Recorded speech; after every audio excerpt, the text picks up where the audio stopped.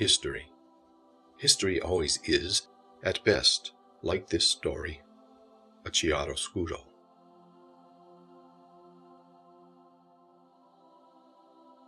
The 23 Club by Edward Flaherty.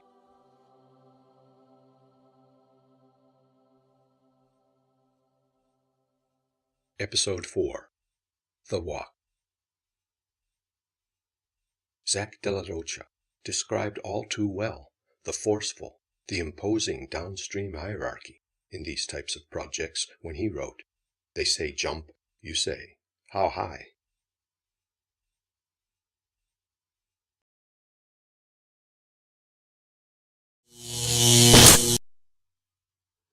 Part 1. A large international project. Yogi Bear had it right. He said, "In theory, there is no difference between theory and practice.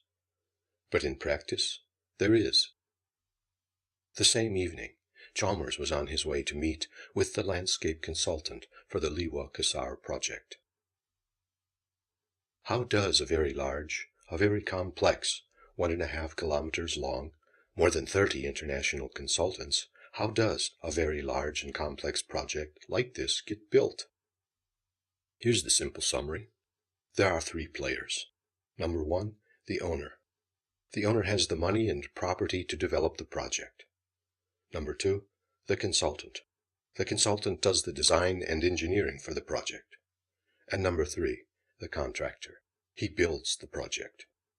Then the owner moves in and operates the project. Straightforward, right? Almost.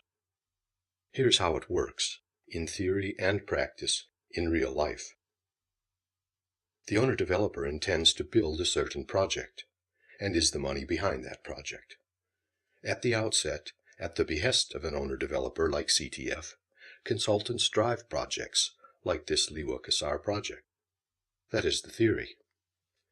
The owner-developer hires a consultant for the design and engineering. The generic consultant is often, in reality, a team of up to 30 or more sub-consultants, each responsible for specific aspects of design. The consultant translates the owner-developer intent into design documents. The design documents are a coded set of reproducible plans, drawings, and specifications that translate the owner-developer intent into a buildable project. The owner-developer then hires a general contractor to build the project according to those documents. The general contractor then hires and coordinates a wide range of specialist subcontractors to build their individual specialist parts of the construction. The consultant then provides oversight during construction to assure that the owner-developer original intent is met and built according to the design documents. In the end, though, the practical, real-life reality is the general contractor truly drives the build project, because he has the final responsibility for opening on time, all liability, all warranties for everything built. Now, that is the simple tradition, the simple project process, the players and the basic template for all projects. However, with large, complex, international projects like this one, in addition to the usual personality tensions between 30 or more consultants and another 30 or more contractors and their suppliers, lots of extra layers of management are often added. And Chalmers, he sees these as problems. Each layer of management tends to fray the clarity, fray the directness, fray the quality of the project. For example, the owner-developer often then hires a project management team to reduce the owner-developer's workload and to oversee the day-to-day schedules and activities of the consultant and the general contractor. Then during the design process, these often inexperienced design managers, from the owner-developer and project management teams, they second, third, and fourth guess the consultant. These continuous battles often undermine not only consultant morale, but also project quality. After this, if the consultant has any morale or willpower left, it is completely burned away by an additional series of reviews, cost control reviews, Chalmers calls them acid washes. Actually, these cost control reviews are known as the value engineering process, or VE for short. Essentially, VE is when people who know little about either the construction process, the local procurement market, or the local environmental conditions get a chance to look good just by lowering the cost estimates. Less natural stone, more concrete, thinning the hard materials, less, smaller trees, simpler wayfinding, less interpretation systems, less lighting. These VE people regularly have no idea about how contemporary social culture, that is the local people, will actually use the site, the project, on a daily or seasonal basis. Most of the time, the VE result begins a snowballing disaster that ends up in Chalmers' inbox. So, by the time a project gets to the site for construction, the consultant has been severely beaten up. Is it important? And what does this mean in reality? It means the consultant rarely has Western-trained senior people on the job site. In other words, on the job site, the consultant usually gets abused. They often just get walked all over. On site, the consultant's staff sit in the office, the air-conditioned office, wait for materials submittals, wait for shop drawings, wait for requests for information, wait for requests for inspections, wait for as-builts. All of this happens in this part of the world as 45 to 50 degrees centigrade temperatures and sand-blasting windstorms conspire to make sure no consultant ever leaves the air-conditioned site offices to visit the actual work in progress, thus opening more doors to undermine the final result quality. These are additional quality gaps that Chalmers often fills. And all this happens as the owner-developer's financial, public marketing, and brand image are all under pressure to have opening day festivities occur exactly when originally promised, 2 years earlier.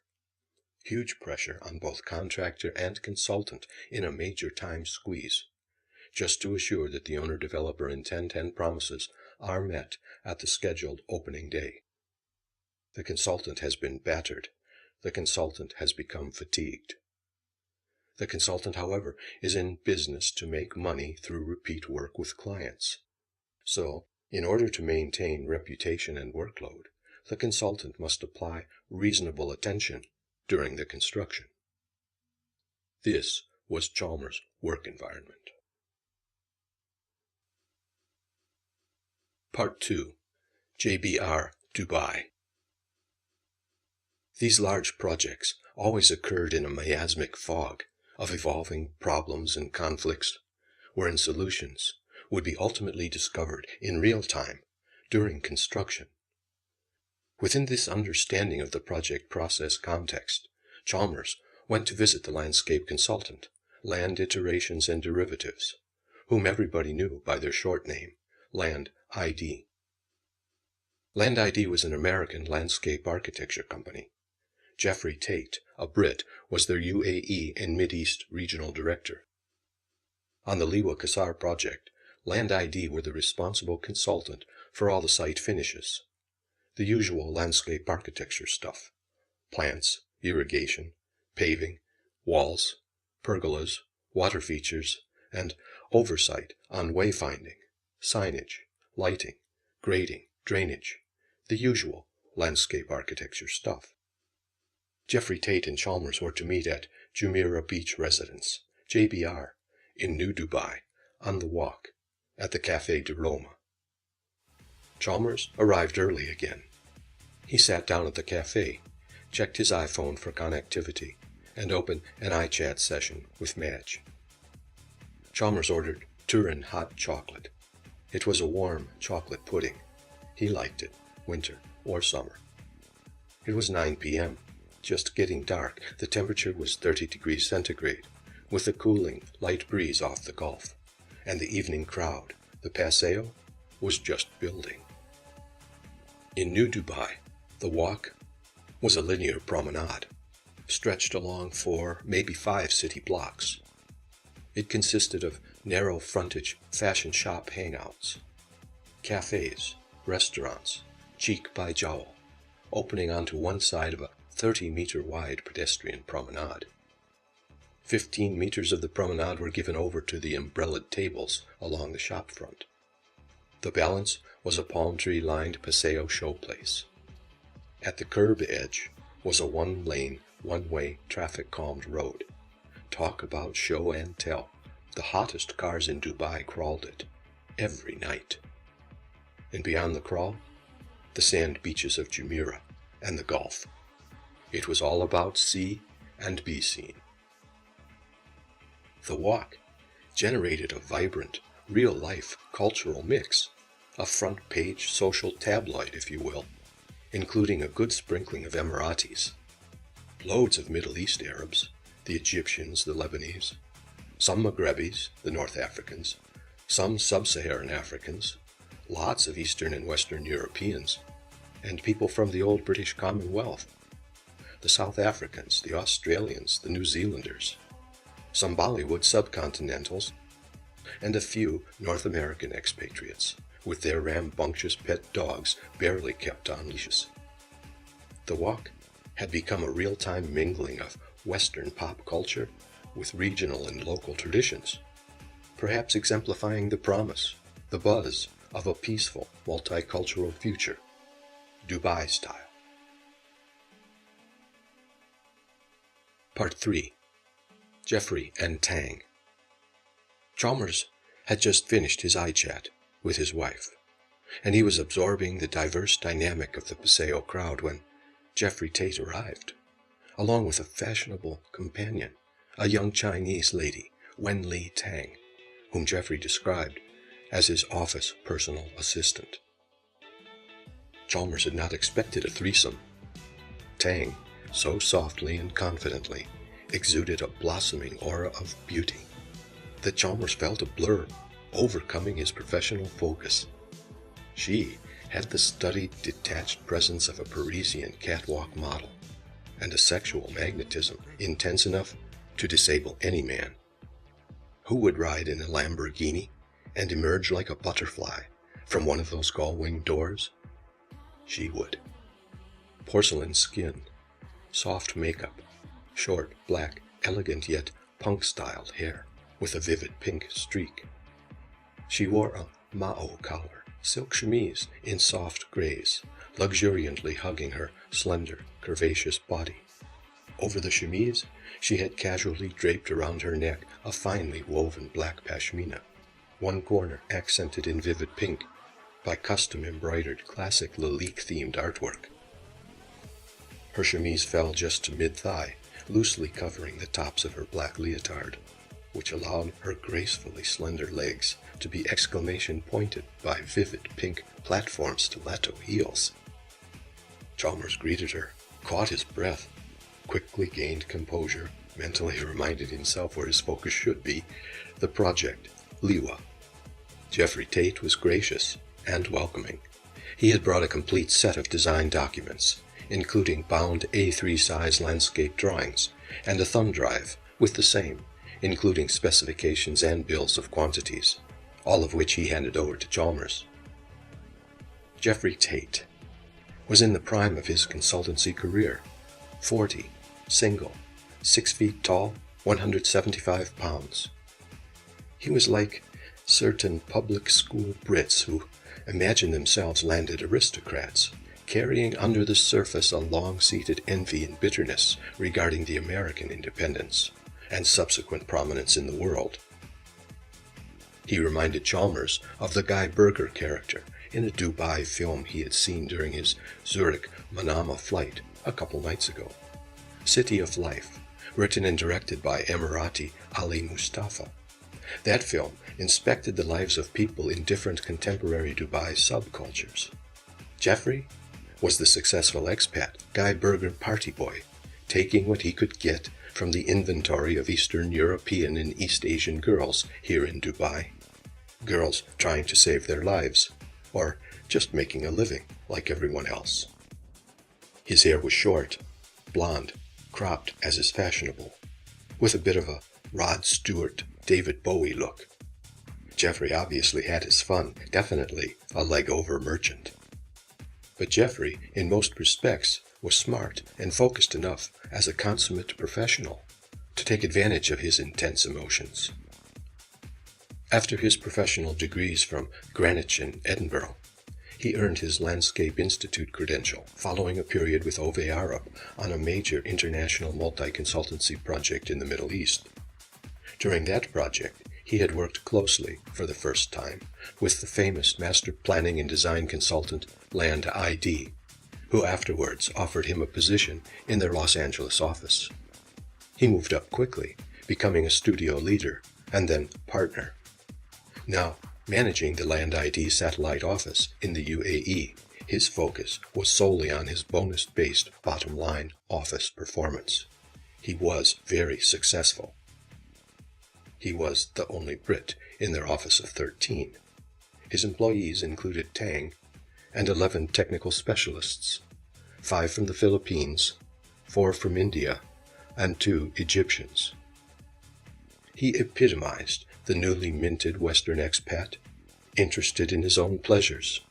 Not silk shirt, not hair shirt, but clubbing like there would be no tomorrow.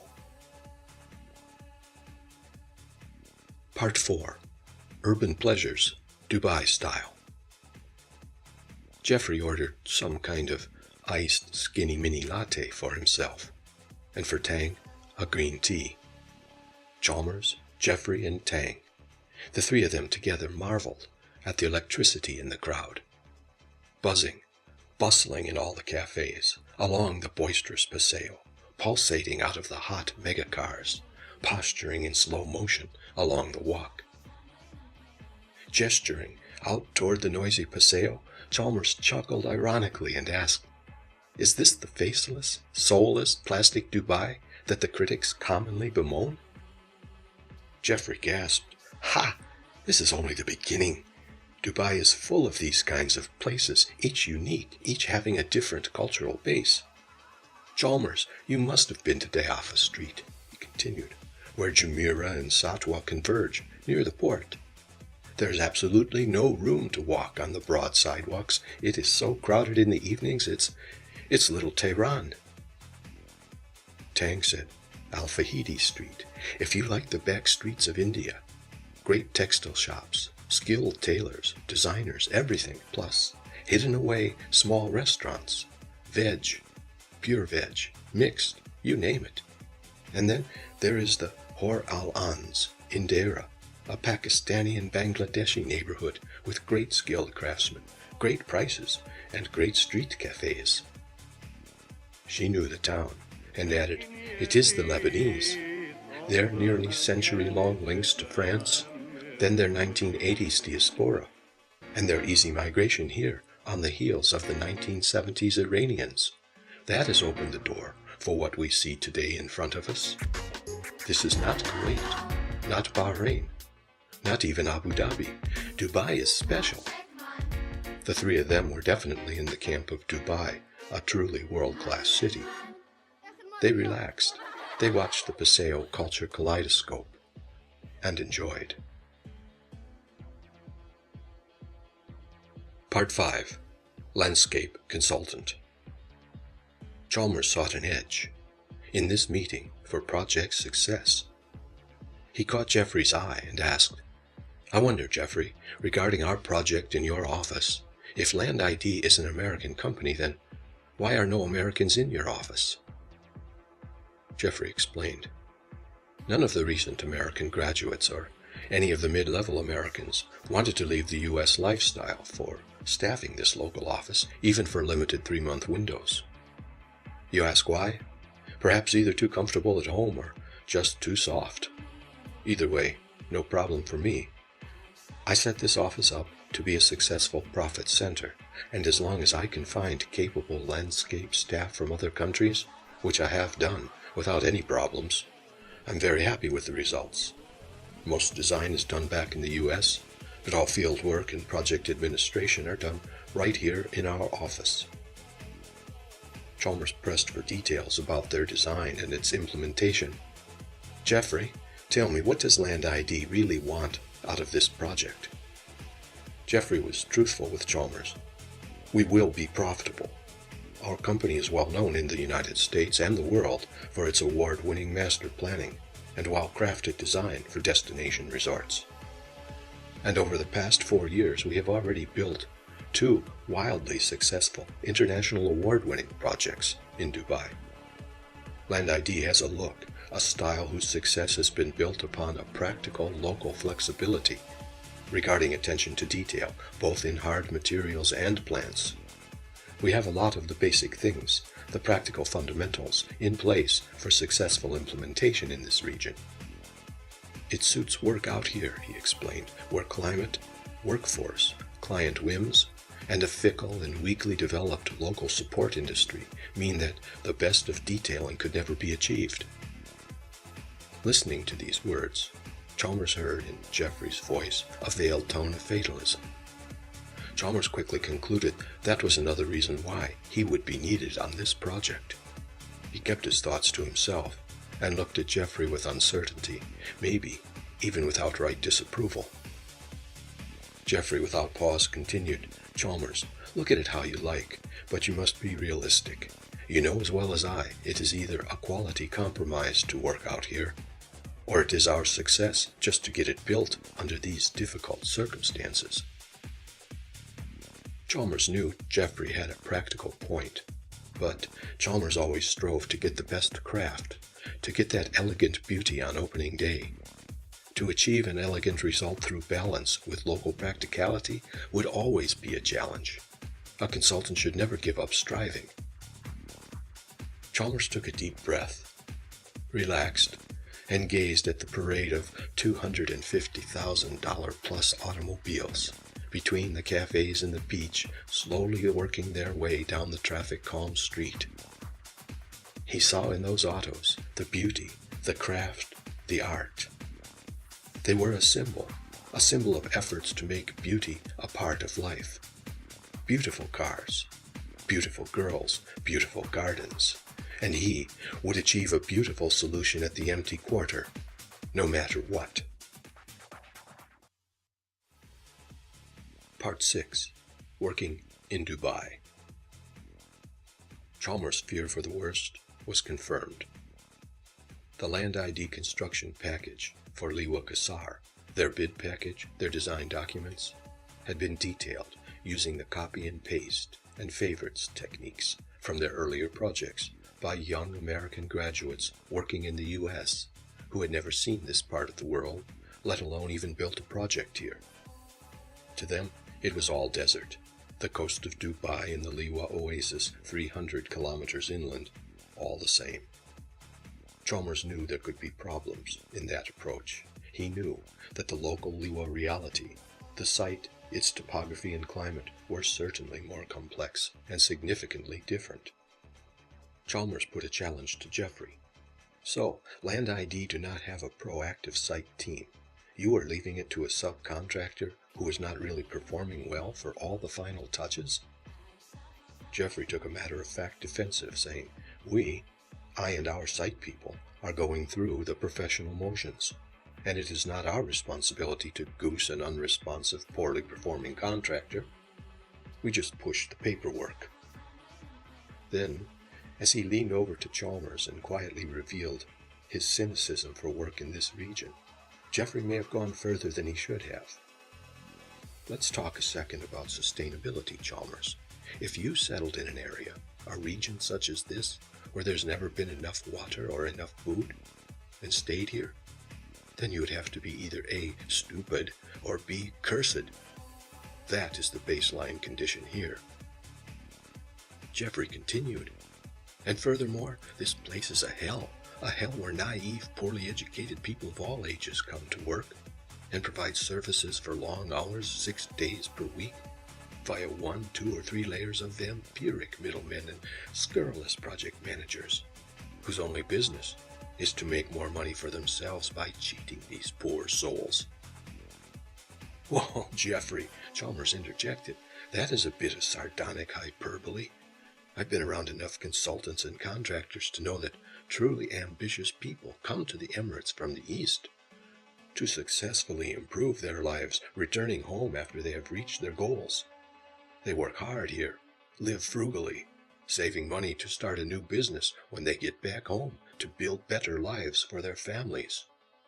There's nothing naive about that. You can't lump everyone in together. And you too, you make a living here yourself, as a consultant, or an activist. Jeffrey's eyes looked out onto the people of the Paseo. He was silent. Tang was silent. Part 7. Landscape Contractor. Chalmers had one more project area to explore with the landscape consultant. Before he got started, he spooned out the last of his hot chocolate, or rather his chocolate pudding.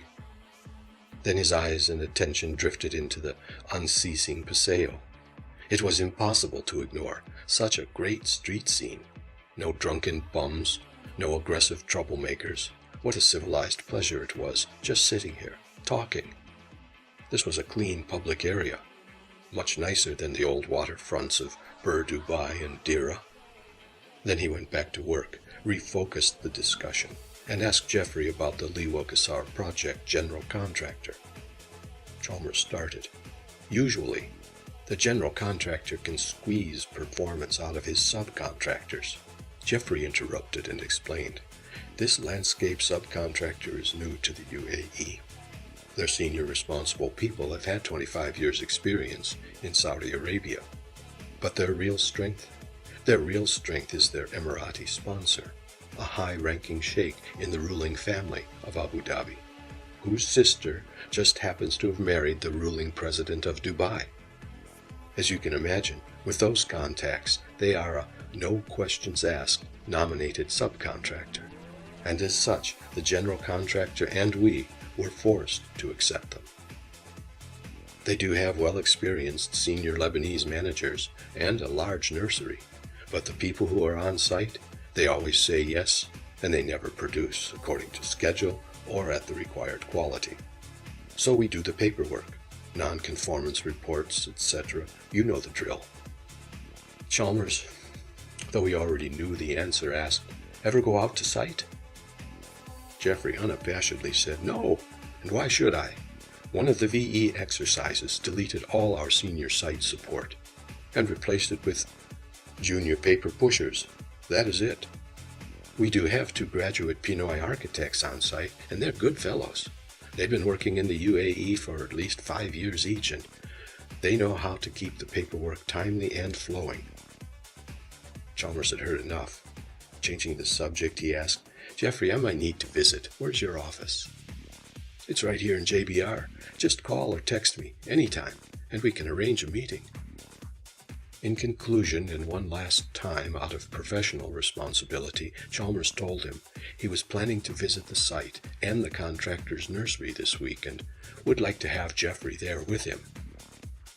Jeffrey declined, saying, "From tomorrow I'll be out of town for a new project in Qatar." That too was much as Chalmers had expected. "No problem," replied Chalmers. Jeffrey did offer he would be glad to answer any questions Chalmers might have. Chalmers thanked him for his time and the contract documents. They shook hands, and Chalmers left. Jeffrey and Tang stayed to hang out. Chalmers did not need to be reminded that for centuries this hostile, sun-baked shore had been known as the Pirate Coast.